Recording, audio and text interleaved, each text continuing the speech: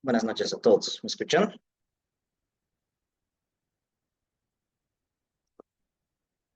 Ok. Bueno, primeramente me gustaría saber, como vamos a tener ya un poco más de una semana, me gustaría saber si alguno de ustedes quisiera saber de qué área son.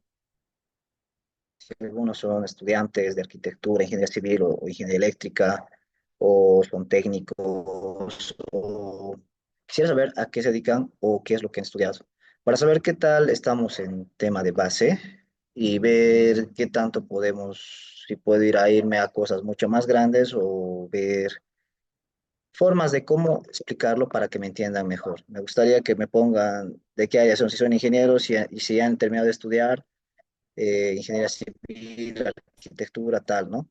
Un mensajito al chat, por favor. Muy bien.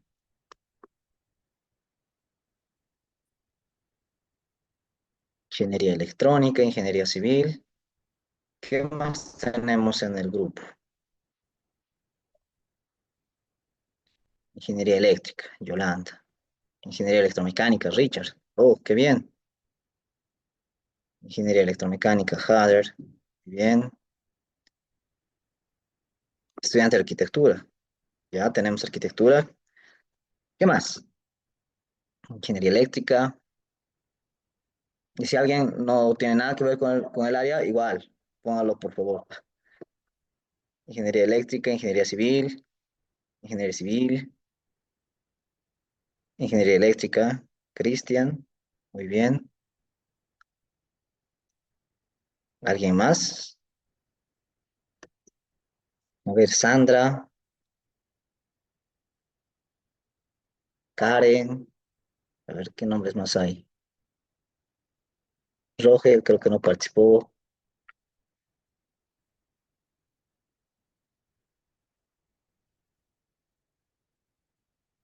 Arquitectura, Sandra, oh, está bien. Bueno, la mayoría ya es del área eléctrica, ¿no? Veo que ingeniería mecánica, Zabaleta, Ángela, oh, interesante. Es un área un poco alejada de esto, ¿no? Pero tiene que ver. Eléctrico, Roger. Ah, tenemos un técnico en el grupo, está bien.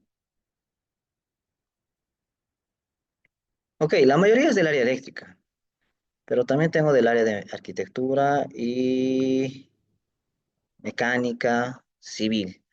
Ya, estamos bien. Creo que todos tienen base. A ver, la idea creo de este curso, bueno, la idea de empezar con este curso era para mí verlo desde este punto. Primeramente me presento, mi nombre es Gilco Andy Pérez Contreras. Yo, a ver, voy a presentar mi pantalla. Muy bien, a ver, voy a presentar. El curso, estamos, muy bien. El curso es diseño de proyectos en instalaciones eléctricas residenciales, ¿no? Nos vamos a basar mucho a esto. La mayoría de aquí ya son eléctricos y la otra parte son ingeniero civil o mecánico o de arquitectura. Eh, la idea de este curso, generalmente, es verlo desde el punto que, como dice, ¿no? La parte eléctrica residencial. Muchos ven que la parte eléctrica, bueno, la parte residencial tiene que ver con todo. O sea, los ingenieros civiles siempre cuando hacen proyectos, diseños, se encargan de un área. Cuando hacen edificios, puentes y otro tipo de estructuras, eh, siempre ven el tema de la parte mecánica, sismo resistente y demás, ¿no? Creo que casi no tocan la parte eléctrica, pero es una área que está dentro de lo que ellos diseñan.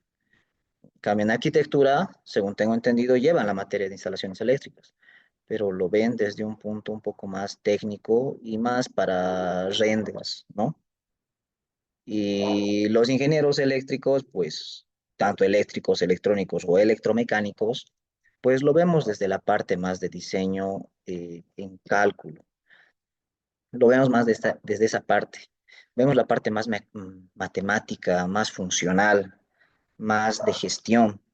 Entonces, em, vemos otra área de la parte eléctrica.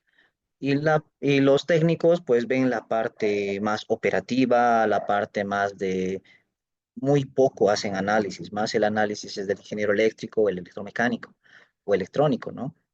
Entonces creo que cada uno estamos englobados en esta área. Creo que mecánica ven la parte de mantenimiento eléctrico, ¿no?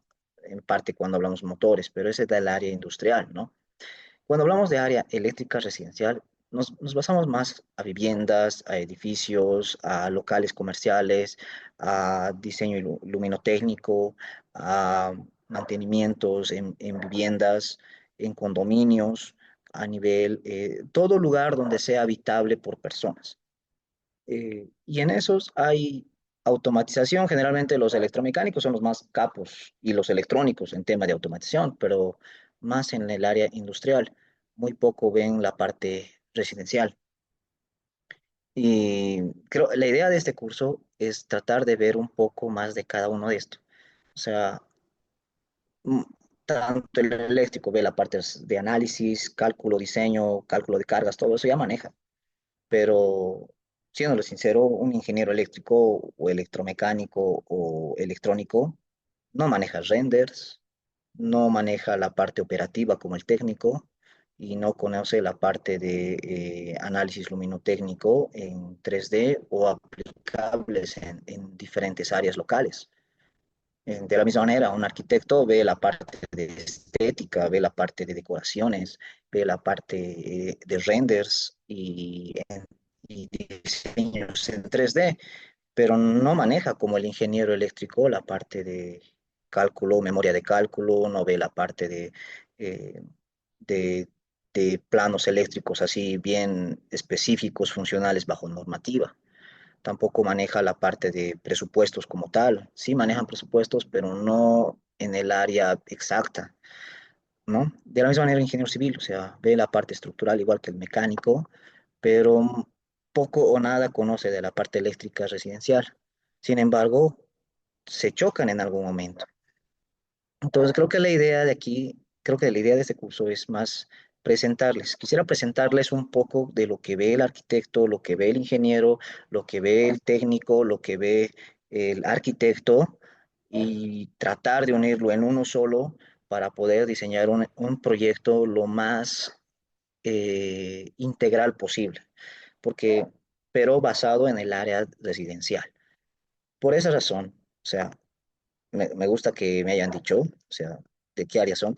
Yo, por profesión, soy técnico superior en instalaciones integrales de gas, he estudiado, he sido soy técnico medio en electricidad industrial, también estudié ingeniería electromecánica, estoy esperando que llegue mi título nomás ya, ya he trabajado, o sea, he estudiado también psicología, tengo mi diplomado en diseño de subestaciones eléctricas, tengo un diplomado internacional en ingeniería domótica, yo me dedico a hacer instalaciones de viviendas inteligentes y ya llevo como unos 7, 8 años en instalación eléctrica. Y también hago diseños y automatización inteligente en viviendas automáticas. Eh, Me conocen como uno de los, tal vez uno de los mejores técnicos en el área eléctrica a nivel de domótica, ¿no? Por eso siempre cuando me piden dar un curso, generalmente me piden para domótica o para electricidad, electricidad inteligente los sistemas inteligentes en viviendas actuales, ¿no? También he visto sistemas de gestión de calidad, tengo otros cursos de sistemas de gestión de seguridad, diplomados en psicopatología infantil. Estoy haciendo ahorita otros dos posgrados en refrigeración industrial y educación superior también. Y, y dentro de poco estaba pensando sacar otra área más similar en esta, ¿no? Me dedico a eso, o sea, soy especialista en el área integral de instalaciones. Yo manejo mucho el método BIM y manejo mucho, o sea, y siempre he trabajado, llevo trabajando con arquitectos, con ingenieros, con decoradoras de interiores y veo la parte eléctrica de muchas áreas. Para empezar, me gustaría empezar, o sea, con un tema que es el diseño de iluminación en locales comerciales e interiores. Muchos ya lo deben tener plan, les han mandado. O sea, vamos a ver la parte de la norma NB777, vamos a ver la parte de memoria de cálculo, diseño de cálculo. Quiero que veamos también la parte de renders en 3D, diseño 3D, la parte de cálculo luminotécnico, que es lo que quiero que veamos hoy día. Vamos a ver diseño de planos eléctricos.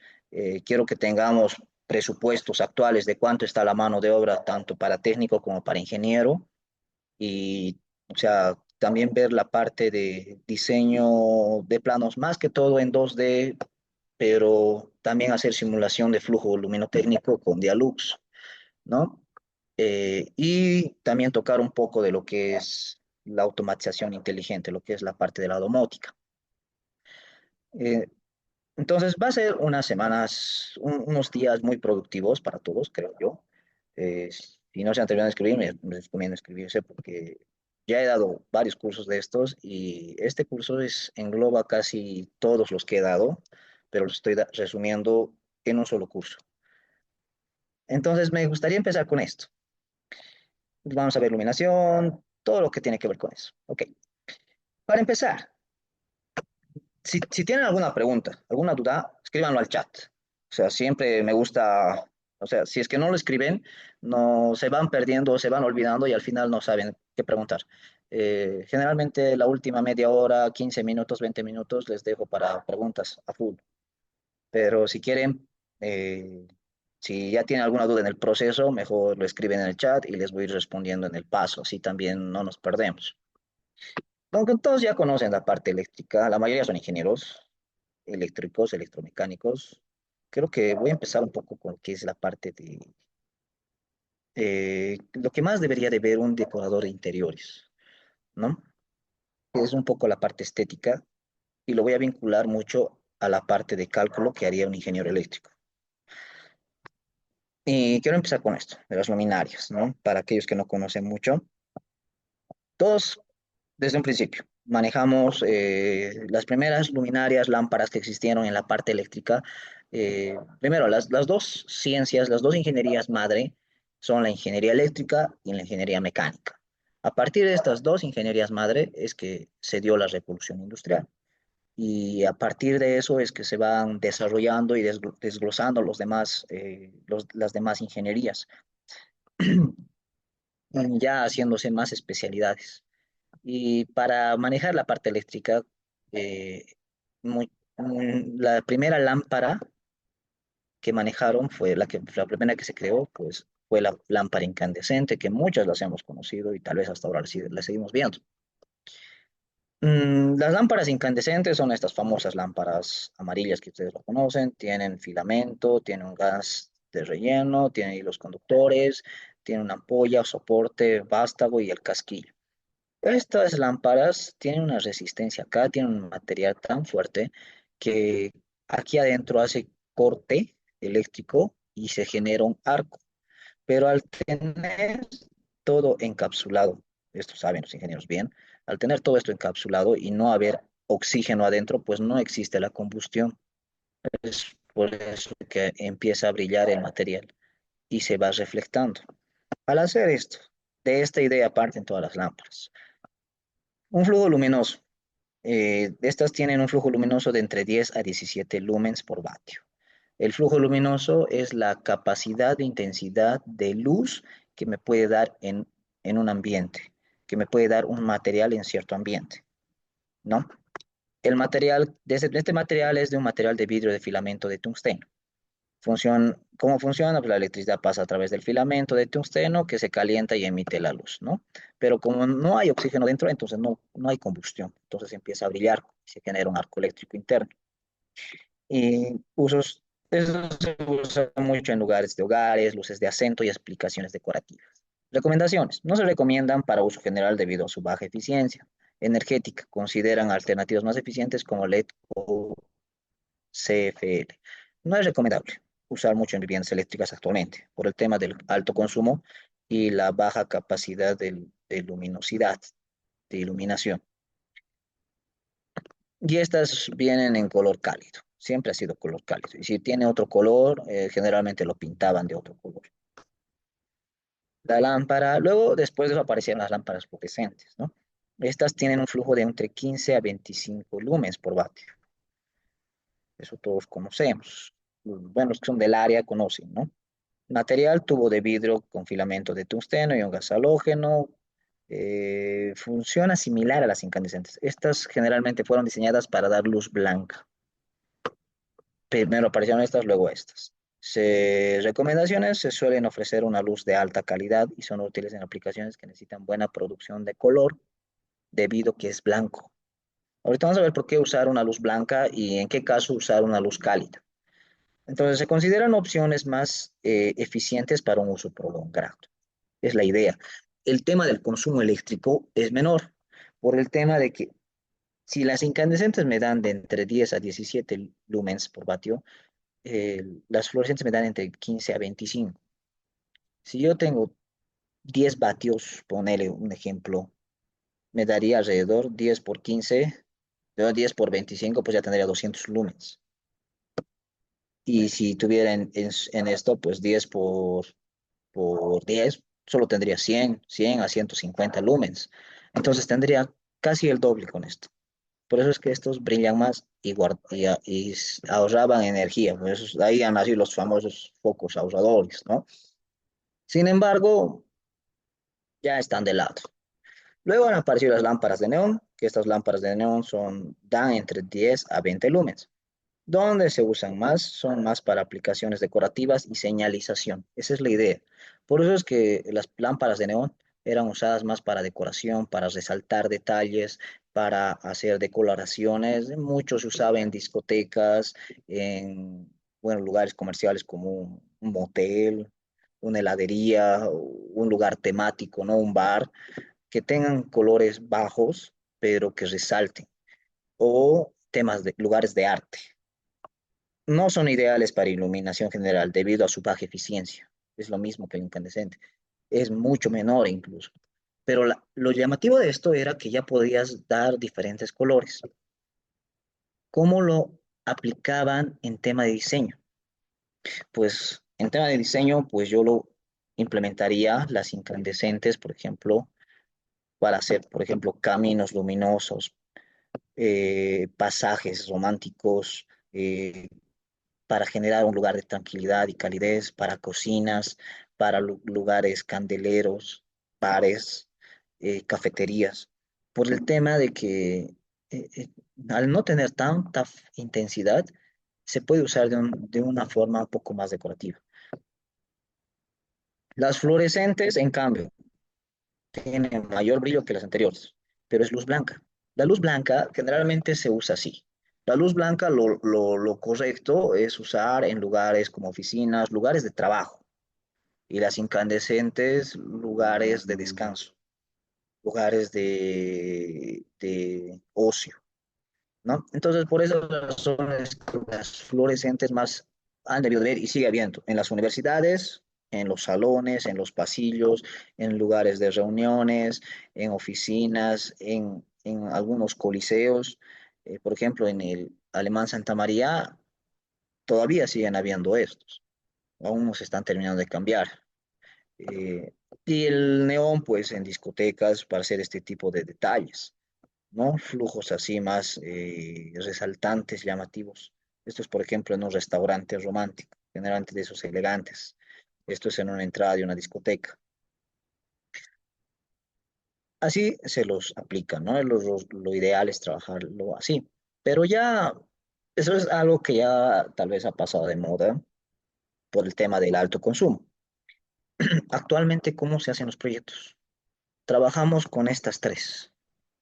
Actualmente. Ya no, las de atrás han pasado de moda y han pasado al olvido por el tema del alto consumo, baja intensidad, pero la funcionalidad, la idea de la que se estaba trabajando sigue siendo igual, pero ha sido reemplazada por algo mejor. Las tres que se siguen usando actualmente son las lámparas halógenas.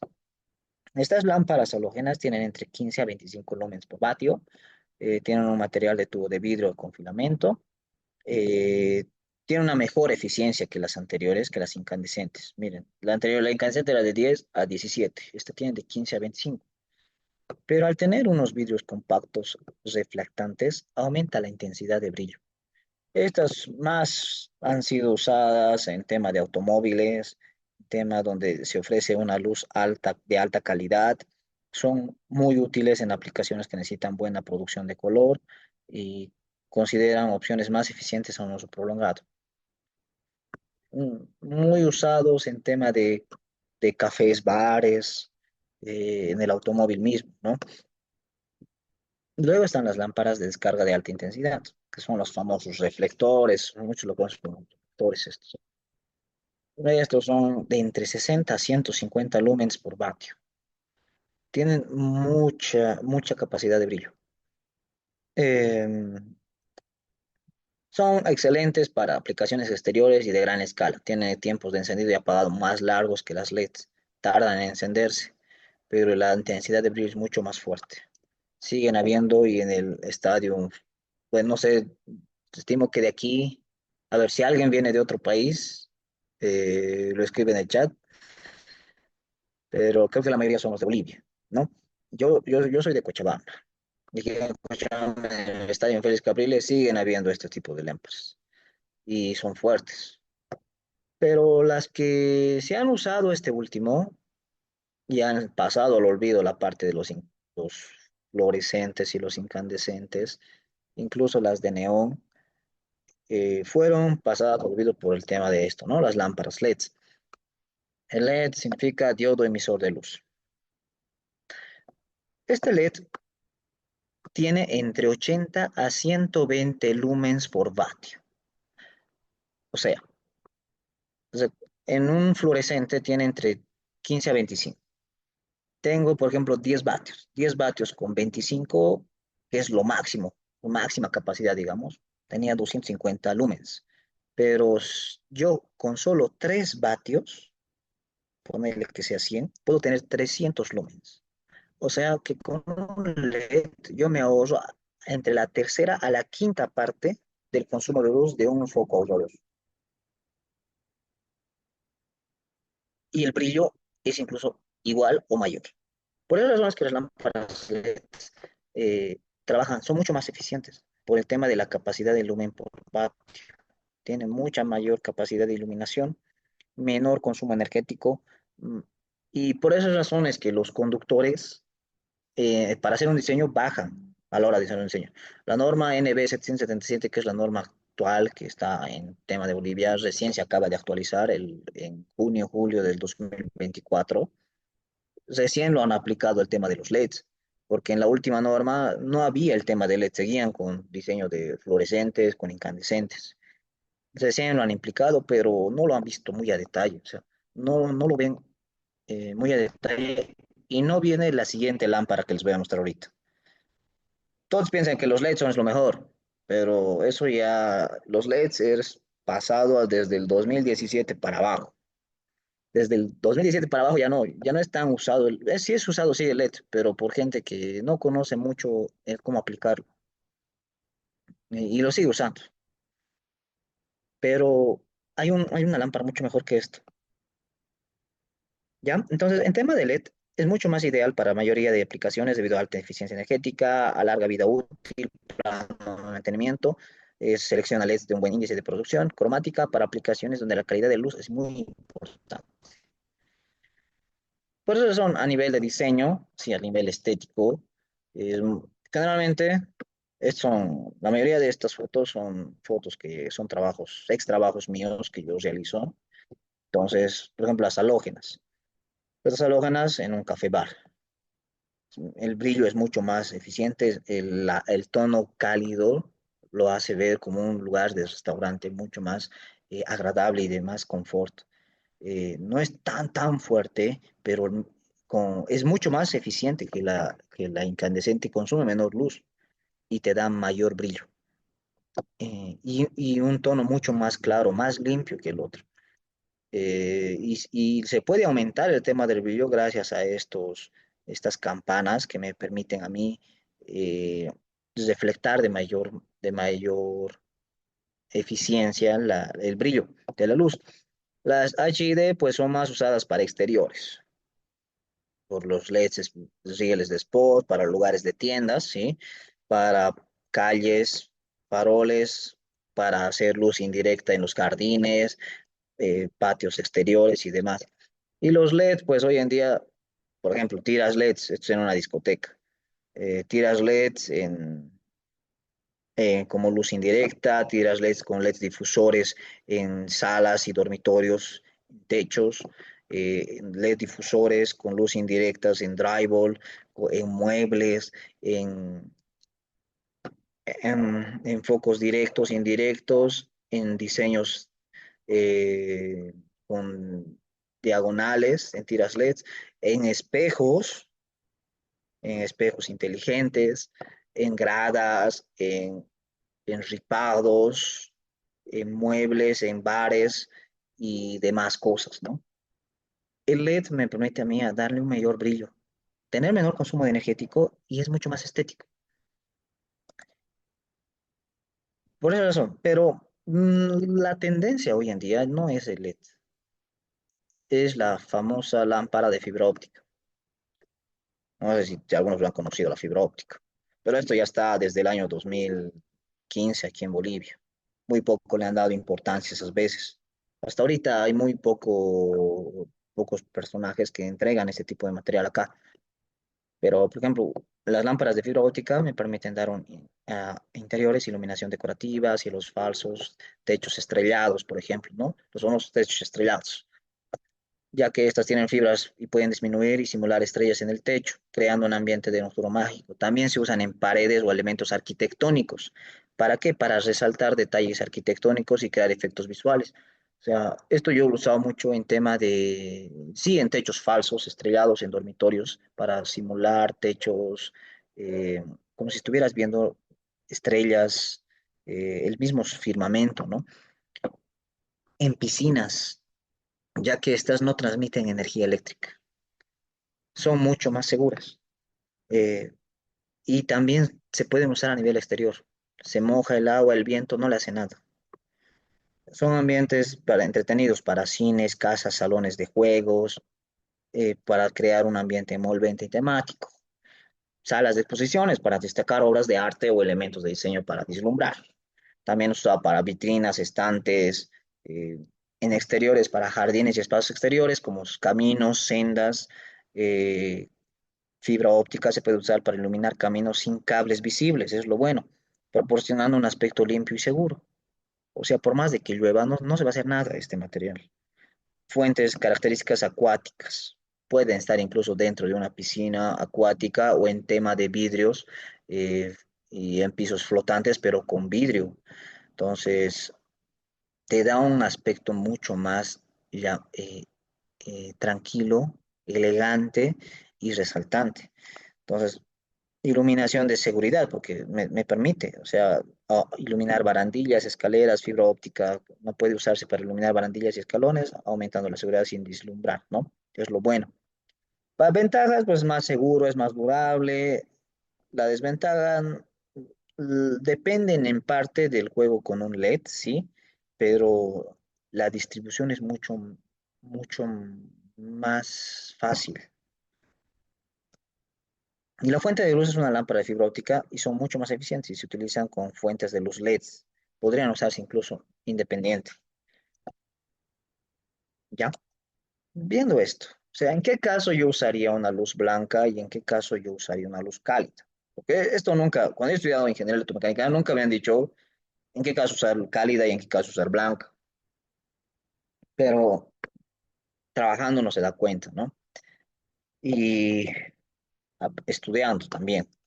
La luz cálida es muy recomendable usar en interiores, como les dije, en tema de salones, salas de estar, porque me ayuda a crear un ambiente acogedor y relajante. Es ideal para reuniones en tiempo de familia. En dormitorios, o sea, la luz cálida en un dormitorio me permite tener una atmósfera más tranquila y cómoda. Así también me favorece más al descanso y al sueño, fuera de que lastima menos la vista. No es como la luz blanca. No te lastima la vista a ese nivel. En bibliotecas se utilizaría en caso de que a la persona le guste leer. ¿no? Porque si no fuese un lugar así, si fuese una biblioteca de escuela, entonces hay que usar blanco.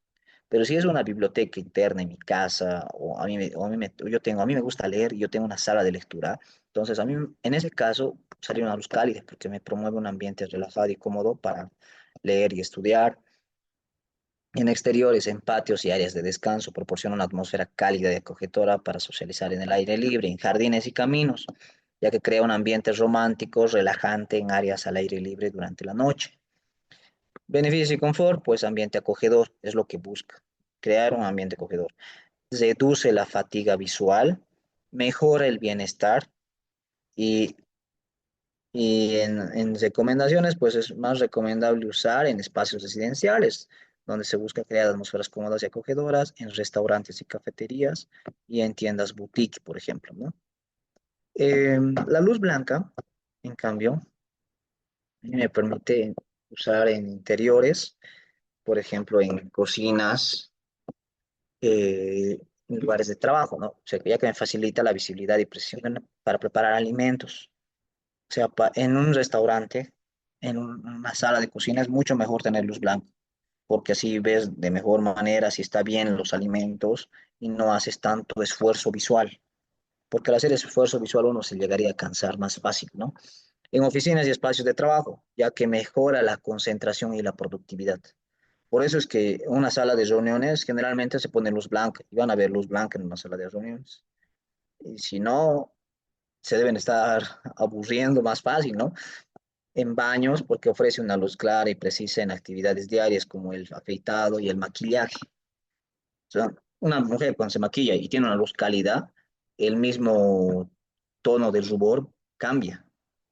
En áreas de estudio, ¿no? Ya que proporciona la iluminación y favorece la concentración y reduce la fatiga ocular.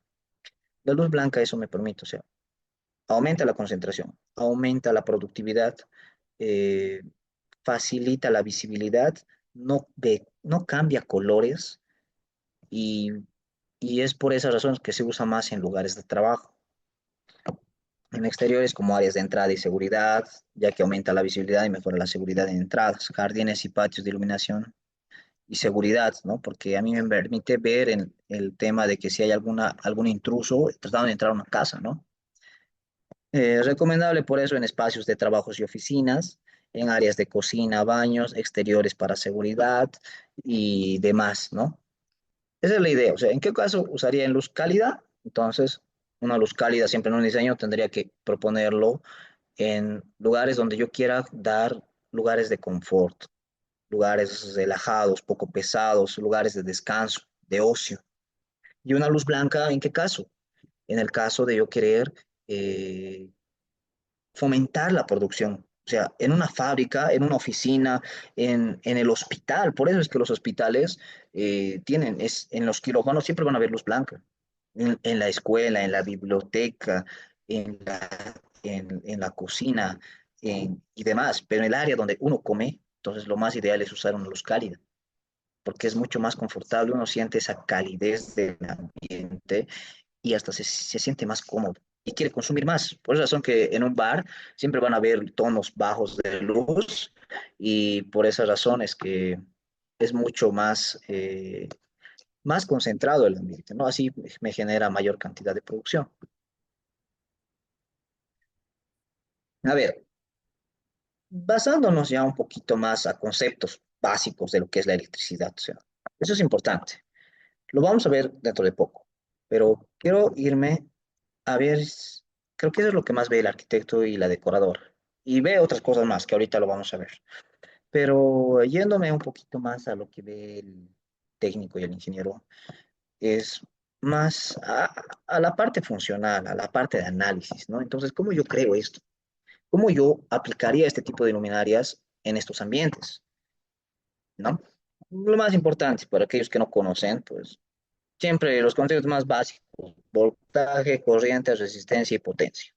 El voltaje es la diferencia de potencial eléctrico entre dos puntos en un circuito, ya que este indica la fuerza que impulsan los electrones a través de un circuito. Se miden en voltios, se abrevia con V, y la fórmula, hay una ley de Ohm, la ley de Ohm me dice que la fórmula es voltaje por corriente alargada. igual a la corriente por la resistencia. El valor es 220 voltios, 50 Hz. Y en el caso, por ejemplo, en Estados Unidos, que ellos y otros países más manejan 110 voltios, pero la frecuencia es 60 Hz. Han debido de ver alguna vez algunas radios antiguas, siempre tenían las 50 Hz, 60 Hz. Cuando era 60 Hz era para 110 voltios y cuando era 50 Hz era para 220 voltios. Siempre era trabajar con 50. Y lo que no ibas al otro, le ibas a poner la radio. Eh, Resistencia. Concepto es la oposición que representa un componente al flujo de corriente, ya que este depende del material y de la longitud del área de la sección transversal del conductor. Se mide en ohmios, la fórmula es la resistencia pues, es igual al voltaje sobre la corriente, ¿no? Luego vamos a verlo en cálculo, ¿ya? Corriente. La corriente es el flujo de carga eléctrica a través de un conductor. Representa la cantidad de electrones que pasan por un punto en un circuito en un segundo, ¿no? La corriente, yo lo vería de esta manera. Cada uno, tal vez para los que no son del área, para que me entiendan bien. Ustedes han visto la pileta y han visto una manguera. Conectas las mangueras, prendes el agua y sale la cantidad del agua. El caudal que sale del agua, la cantidad de agua en caudal, o sea, lo que es litros sobre minuto, eso es caudal. Es ese flujo que está saliendo de cantidad de agua en litros sobre minuto en una cierta velocidad, eh, o en metro cúbico, ¿ve? Pero este caudal es el que pasa en el agua, en la plomería. En la electricidad, ese caudal yo lo llamaría corriente. Pasa lo mismo. Esa manguera que se usa en la plomería, pues en las mangueras, en sistemas de riego, pues ese es el ducto, ¿no? El tubo, el ducto, la manguera.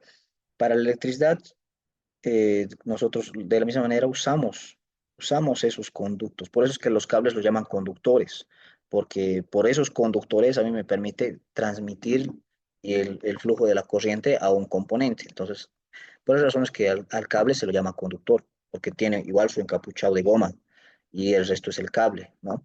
Y por ese mismo cable pasa este flujo de carga eléctrica y a eso se llama corriente. La potencia es la tasa por la cual se hace el trabajo, se consume la energía de un circuito eléctrico, ¿no? Y esto se mide en vatios, la fórmula es potencia igual al voltaje por la corriente. Les voy a pasar mis diapositivas, no se preocupen, ¿ya? En otro concepto en tema de iluminación, que era lo que estamos viendo hace rato, es, por ejemplo, la energía. La energía es la capacidad total de trabajo realizado, energía consumida en un circuito durante el periodo de tiempo. Esta es la se mide en joules o en vatio por hora. La fórmula de la energía es igual a la potencia por el tiempo.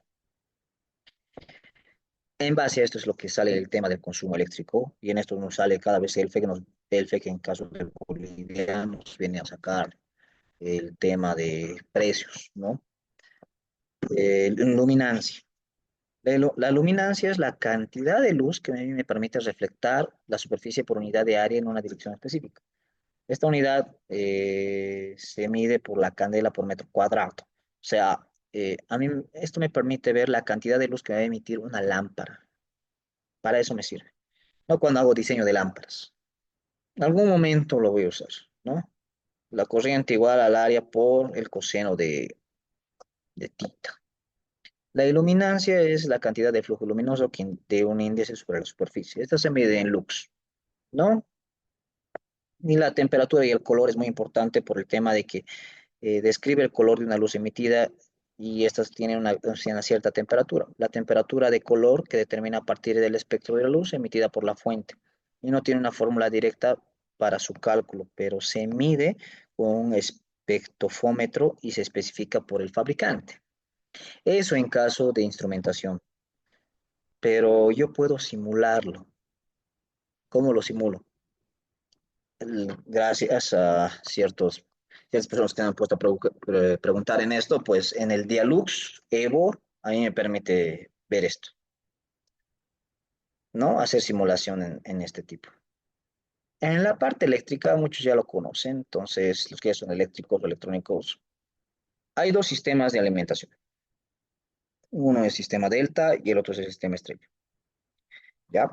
El sistema delta Eh, Generalmente esto pasa dentro del transformador. Están conectados de esta manera y salen tres conductores. Sale X, sale Y y sale Z. Cuando X, Z y Y se conectan, me bota 220 voltios.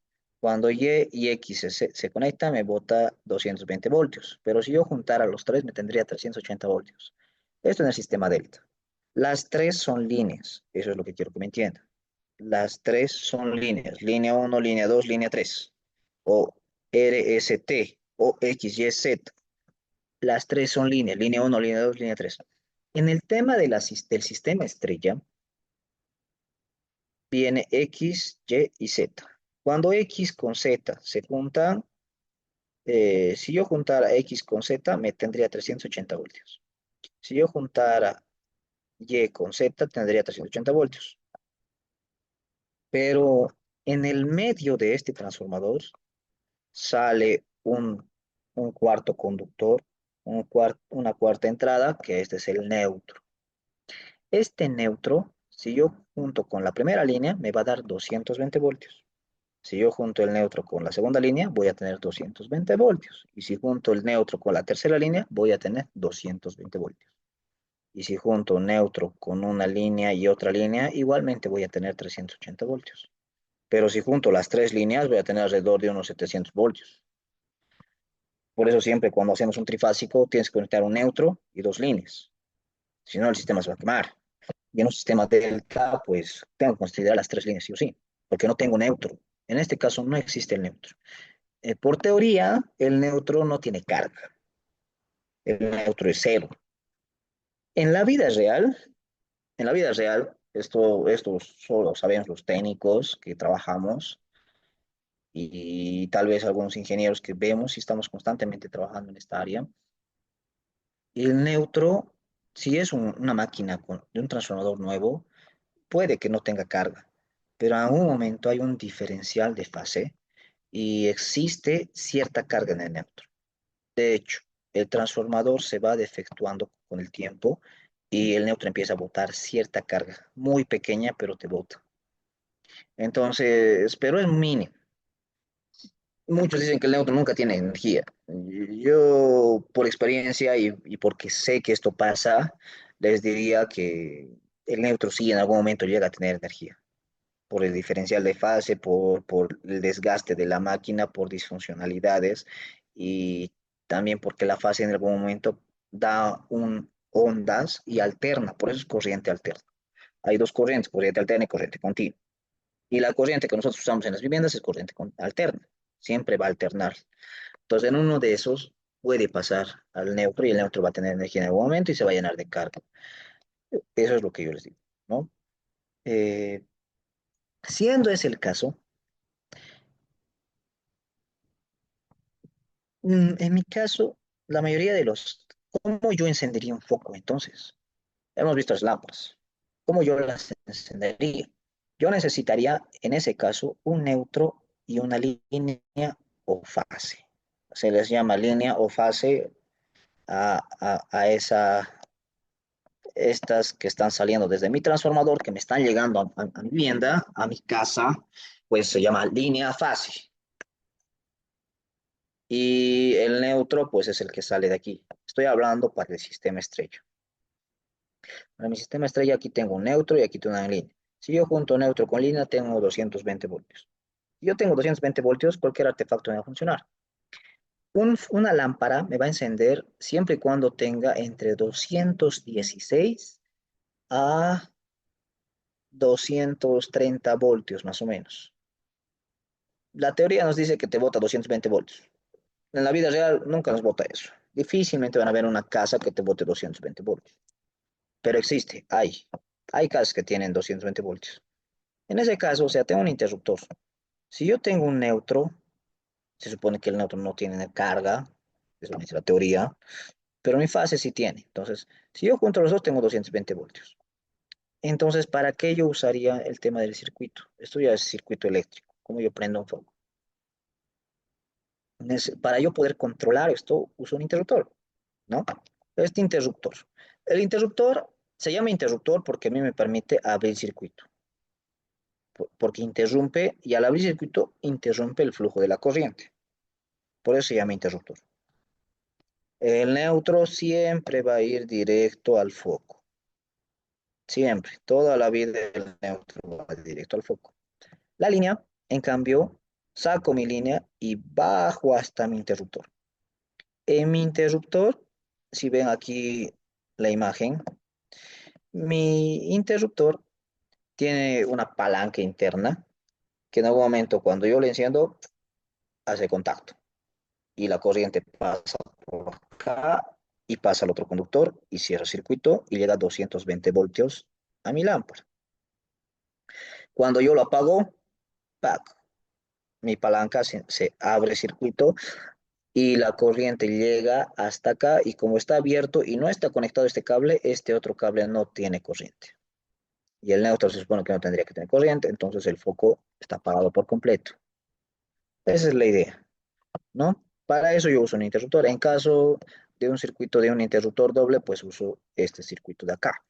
Neutro va siempre al foco, el neutro está aquí como celeste, mi línea va directo a mi interruptor, hago un puente en la placa y de las otras dos borneras, pues saco a mi foco a uno y saco al otro. Con uno controlo un foco, con el otro controlo el otro foco. El interruptor triple de la misma manera, el neutro siempre va a ir directo a mis focos. Mi línea va a ir a mi placa triple y hago un puente y mis líneas son compartidas. Mis retornos a este de aquí que está yendo de la placa al foco se llama de retorno o fase controlada. Entonces mi retorno llegaría acá. Mi retorno al otro foco y mi retorno al otro. Cuando yo encienda este, solo va a controlar este foco. Cuando yo encienda este, solo va a controlar este. Y cuando yo encienda este, solo va a encender este. Son totalmente independientes. Pero fuera de eso, existen los conmutadores. Mis conmutadores a mí me permiten controlar una, dos, tres, 10, 100 lámparas si quisiera o más de dos posiciones diferentes, de dos lugares diferentes. Se llama conmutador porque a mí me permite conmutar el flujo de la corriente. Me permite llevar de un lugar a otro. Y al llevar de un lugar al otro, se abre el circuito, porque no está configurado de esa manera en ese momento. Mi neutro, como siempre, va directo al foco. Aquí está N de neutro. Neutro va directo al foco, como Padre Nuestro. Mi fase o mi línea viene, esto significa puente que no está haciendo contacto con esto, llega aquí a mi conmutador. Mi conmutador tiene tres borneras. Una, si lo van a ver en una placa, esta sería línea 1 y esta sería línea 2. Llega a la línea de línea 1, yo llevo un cable a mi otra línea 1 y mi línea 2 yo llevo un cable a mi línea 2. Cuando yo encienda el foco, mi palanca va a hacer contacto con el de arriba. La línea está llegando energía aquí, ¡pac! Llega, cierra contacto, pasa corriente aquí, hace contacto con este y se enciende el foco. Si yo quisiera prender de este lado, pues, si yo quisiera apagar de este lado, lo aprieto. Mi palanca se baja. Y al bajar esta palanca, al bajarse acá, a ver, voy a usarlo así. Está mi lápiz. Al yo usar esta palanca y yo lo encienda, mi palanca va a hacer circuito aquí. Entonces mi corriente va a venir de acá, acá, acá y se va a quedar acá. No va a llegar a hacer contacto. ¿Por qué? Porque esto se supone que ya estaría abierto, no estaría haciendo contacto. La energía tendría hasta aquí, chao. En el otro caso, y si yo quisiera apagar de este lado, entonces hago contacto, lo prendo, lo apago de aquí. Mi línea viene, viene, viene, viene, viene, viene, viene, viene. Al hacer contacto de acá, lleva un puente y al estar conectado con otro, llega acá. Y, y este, como no está conectado y está abierto, entonces el foco se apaga. Si yo quisiera prender de aquí, pues nuevamente esta palanca se borra y me hace contacto aquí. Entonces la corriente nuevamente va a volver a su circuito. Así me permite controlar de dos lugares diferentes. Estas cajitas es una placa, cada una es una placa diferente, ¿no? Pero fuera de eso, tengo otro circuito que a mí me permite controlar. Si yo quisiera controlar un foco, 10 focos, 20, 30, 50 focos, más si quisiera, de 2, 3, 4, 5, 6, 7, 8, 10, 20 lugares diferentes, ¿los puedo hacer? Sí, los puedo hacer. Para eso necesitaría un inversor, ¿no? A esto se lo llama el circuito del inversor, simple con vías, ¿no? En este caso, mi neutro va directo al foco. Este es mi neutro. Mi línea viene acá. Mi inversor es este de aquí. Si ustedes lo ven, tiene cuatro borneras. El inversor, al tener cuatro borneras, de la misma manera, este es un conmutador, conmutador, inversor, y aquí este es un conmutador. De la misma manera que, de la misma forma que se conectaba esto, la línea y puente entre la otra y puente entre la otra, solo se pone en el medio de eso, se pone un inversor. Y si quisiera poner, esto me va a permitir controlar con tres lugares diferentes. Uno puede estar, por ejemplo, en mi departamento, en el, digamos, esto yo quiero en mi jardín. Esto puede estar en el departamento del primer piso, que ahí está mi dormitorio, yo quiero prender desde ahí mi jardín.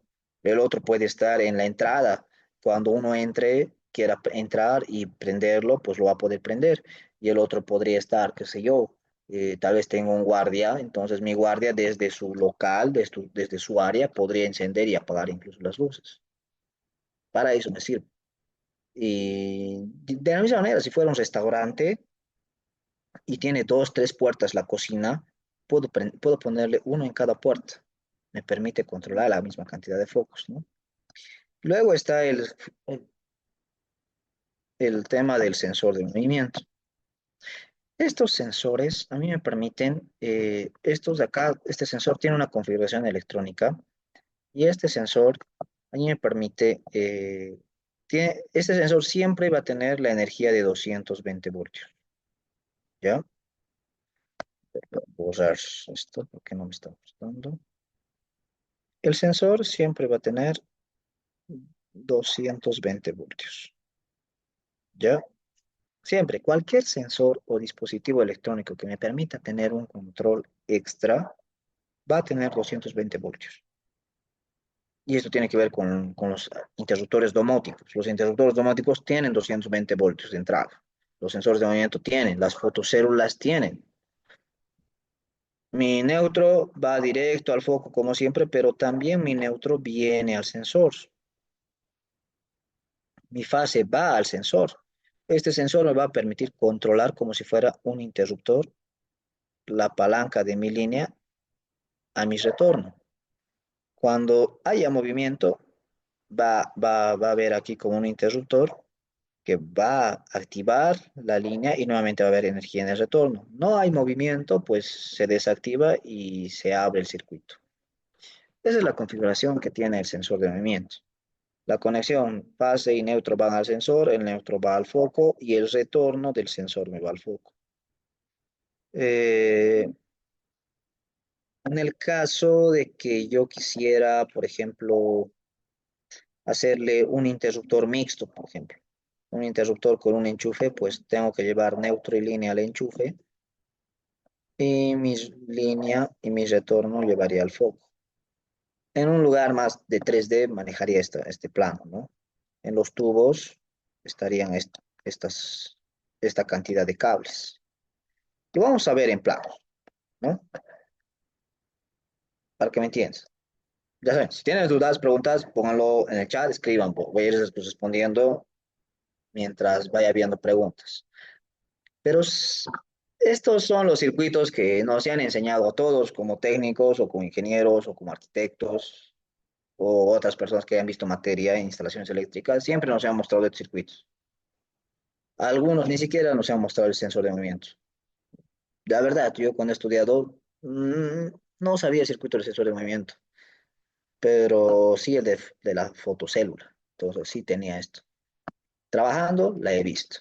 Pero ¿por qué les he mostrado hace rato que hay dos sistemas? Un sistema delta y tengo un sistema estrella, les he dicho. Todos los circuitos que nos han enseñado en la universidad, en este instituto, siempre han sido el sistema estrella, donde hay neutro y hay línea. Pero ¿por qué es importante ver el sistema delta? Porque a diferencia de los anteriores, de las anteriores luminarias, Mis anteriores luminarias, las primitivas, las que yo he estado usando desde un principio, han sido las incandescentes. Y las incandescentes trabajan con mínimo 280 voltios a 200 para poder encenderse. Si no llegan a esa cantidad, no se van a encender. De la misma manera las fluorescentes. Si no llegan a una cantidad de 210 voltios, no se encienden, salvo de que tengan un transformador configurador para 110. Pero siendo el caso, o sea, difícilmente se activan. Pero, como les dije, hoy en día usamos lámparas LEDs. O sea, las lámparas LEDs son mucho más eficientes en tema de flujo luminoso, hemos visto. Las incandescentes solo tienen 15 a 17. Las LEDs tienen entre 80 a 120. O sea, es mucho más en tema de brillo. Pero, pero ¿cuál es el problema? O sea, yo les digo, todas tienen sus pros y sus contras. Cualquier material con el que trabajen, y esto sabe cualquier ingeniero, cualquier material con el que se trabaje tiene su pros y su contra. Ninguno es perfecto, ninguno es el mejor, ninguno es ninguno es el que sí o sí tienes que usar para toda la vida y siempre este. No, nunca es así. Los que manejamos y conocemos bien tema de materiales, no es así. Depende mucho el cómo yo lo voy a usar, depende mucho el tema del caso y depende mucho el lugar. A ver, mis LEDs son muy buenos, pero en eficiencia es muy alta, muy eficiente en términos de consumo de energía y duración, mucho mejor que las incandescentes. ¿Cuál es el problema? Ay, no lo he puesto aquí. ¿Cuál es el problema del LED? ¿Cuál es lo malo del LED? Que son muy sensibles. Si alguno de ustedes ha revisado el tema del relay, si lo ha tenido apalpado uno, o ha visto un LED, un foco LED, y lo lee en las especificaciones, van a ver claramente que el LED se enciende con entre unos 80 voltios, 65, 60, 65 voltios a 240, 250 voltios. En tema de seguridad, bien, pero en tema de calidad, mal, por el tema de que, o sea, en tema de calidad energética estoy hablando, en tema de calidad de funcionamiento, porque si trabaja con 65 voltios, yo se los pongo así. Y este es un problema que pasa muchos hoy en día. Y algunas veces algunos arquitectos me vienen y me dicen, pucha, mi foco nunca se apaga, porque el eléctrico ha hecho mal. Voy a ir a ver si el eléctrico ha hecho mal o no. ¿Cuál es el problema del LED? El problema de este LED es que trabaja con un voltaje muy bajo incluso y puede terminar de encenderse. Siendo el caso, si yo conectara esto al revés, ¿va a funcionar? Va a funcionar. Mi neutro, va, mi neutro ya no iría directamente al foco como debería de ser. Lo correcto es hacer como está aquí. Pero si yo le pongo mi neutro directo al interruptor y del interruptor llevo, y mi línea en cambio llevo directo al foco, o sea, tendría todo el tiempo la línea conectada. Si alguno mide con un tester la línea, solo la línea, cuando es un sistema estrella, la línea te bota alrededor de 70 voltios y el neutro te bota cero más o menos. Y cuando es delta, mi línea me bota alrededor de 40, 50 voltios cada línea y me da los 220 voltios, generalmente. Pero si yo tengo un LED y constantemente la línea está conectada al foco, el LED actúa ya incluso con 65, 60 voltios. Entonces, este LED nunca va a terminar de apagarse en la noche. Quedan de manera fosforescente. Pero puede ser el caso de que se haya equivocado, claro. Se equivocaría en el caso de que es un sistema estrella. Pero si es un sistema delta, en un sistema delta, recordemos que esta es línea y esta es línea. No existe el neutro. O sea, conecto esto directo al foco y esto al interruptor y del interruptor lo llevo al foco, nunca va a terminar de apagarse. Cambio de polos, la misma manera, no va a poder. Muchos para reducir esto usamos un banco de capacitores, usamos capacitores para ver el diferencial, pero quiera o no, a la larga te llega a hacer desgaste de energía eléctrica y afecta algo en el consumo. Aunque la teoría diga que no, sucede. Y es por esa razón que por tema de los LEDs tenemos circuitos para sistema Delta. En el caso de un sistema Delta, la idea el circuito eléctrico con estrella es que mi neutro siempre tiene que ir al foco y mi línea tiene que ir al interruptor y mi línea retornar. O sea, yo tengo que cortar la línea, la que tiene mayor carga. En el delta, los dos tienen carga. Entonces, los dos son los que tengo que hacer la interrupción de energía eléctrica. Para esa, para ese caso, mi sistema delta, yo tengo estos circuitos. Tengo el interruptor bipolar, donde en línea uno y línea 2 me va el interruptor y del interruptor me van y me cortan los dos y me van directamente al foco. Esto se usa en el caso de que mi transformador me bote sistema delta. Para el sensor de movimiento han debido ver este sensor de movimiento, donde tiene cuatro borneras, cuatro entradas. Este es para sistema delta.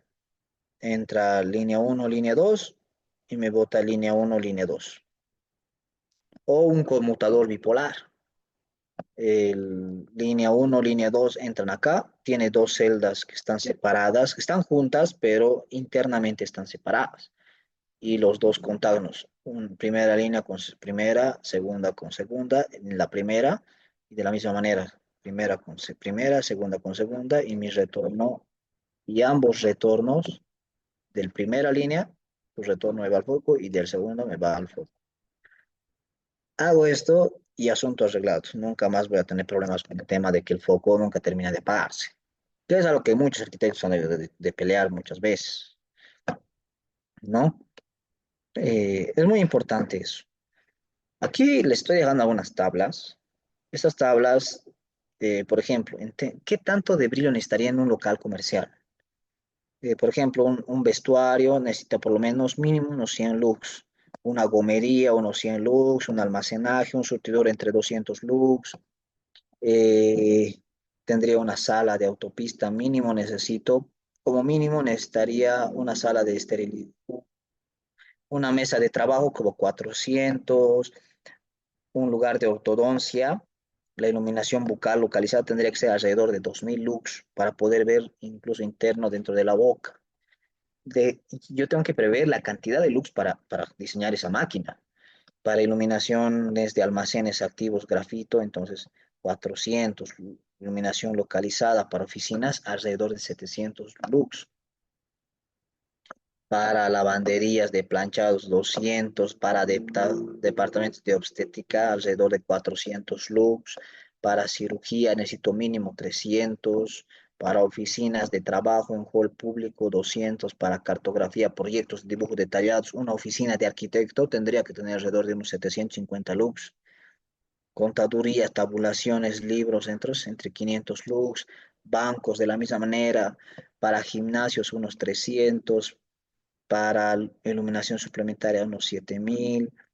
Para telecomunicaciones, por ejemplo, centrales telefónicas públicas, alrededor de 500. O sea, es lo ideal que tengan en un lugar público.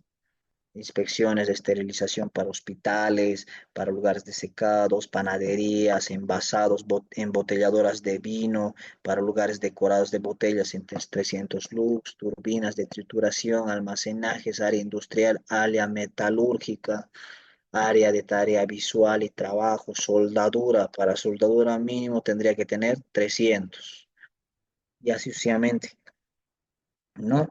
En lugares de química, en papelerías, en lugares donde se hace cerámica. Sí o sí, para trabajos finos necesito 800 lux. Mínimo, en imprentas, aquí me dice cuántos lux necesitas dependiendo al ambiente o local comercial, en centrales eléctricas, en madererías, papeleras, en tiendas donde se vendan vestidos, necesitas sí o sí 400, 600. ¿Por qué? Porque yo necesito vender y necesito que se vea bien y se aprecie bien. Generalmente siempre veo eso, nunca hay buenas tiendas de modas diseñados bien. eh, y así sucesivamente. A ver, ya es 10 menos 10. Estas tablas, si me preguntan, la última vez que os he presentado esto, ¿de dónde han sacado esto? ¿Está bajo normativa? Pues sí, está bajo normativa. Esto está en la norma NB 777. Ustedes les voy a ver de que en lo posible se les envíe, les voy a pasar mi diapositiva, así que paso a administración y que ellos se los envíen los documentos que voy a enviar y ahí los van a poder ver. Como ya estamos 10 minutos por terminar, quisiera ver hasta acá si hubiese alguna pregunta.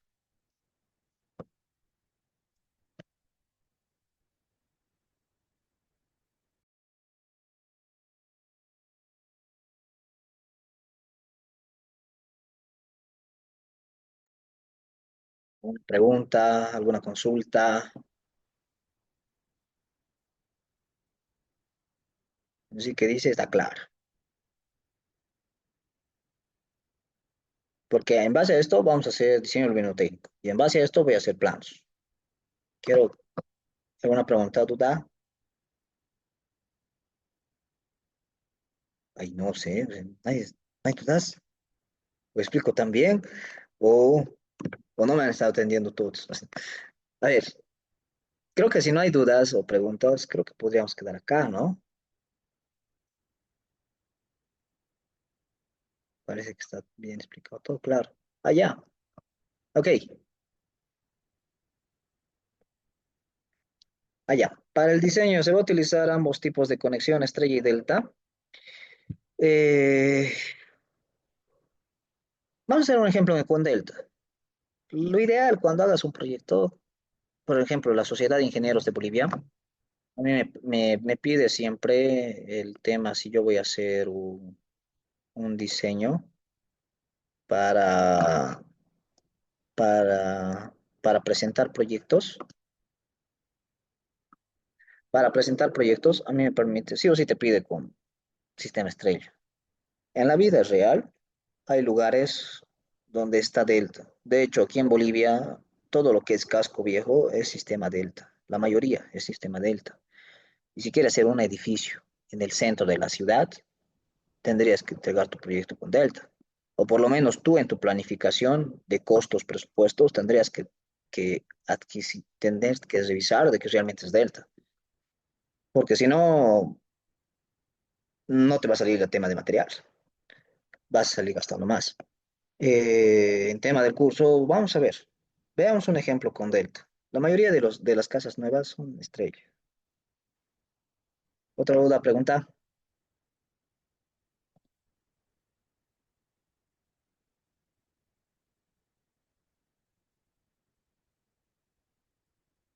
Tu, tu, tu. A la una, a la dos. Creo que no, ¿no ven? Entonces yo creo que podríamos quedar acá, ¿no? Sí, mañana nos vemos. Nos veríamos entonces mañana, como dice Enrique, sí, directo a las 8. Y voy a continuar con esto y vemos un poco de diseño luminotécnico. Y el domingo pasamos a hacer planos. Haremos primero planos en 2D y luego si nos da el tiempo, voy a pasarlo a un render en Dialux. Mi consejo, traten de buscar los softwares en Dialux, AutoCAD Electrical y ya casi por finalizar el curso, búsquense Alexa Amazon. Si es que no lo tienen o no lo consiguen, me lo dicen hasta el domingo voy a ver de enviarles el documento. Yo tengo ya tengo craqueado y les puedo enviar y así lo descargan y lo instalan también en último caso, ¿no? Así que creo que si no hay más, quedaríamos aquí. Nos vemos. Chau, chao.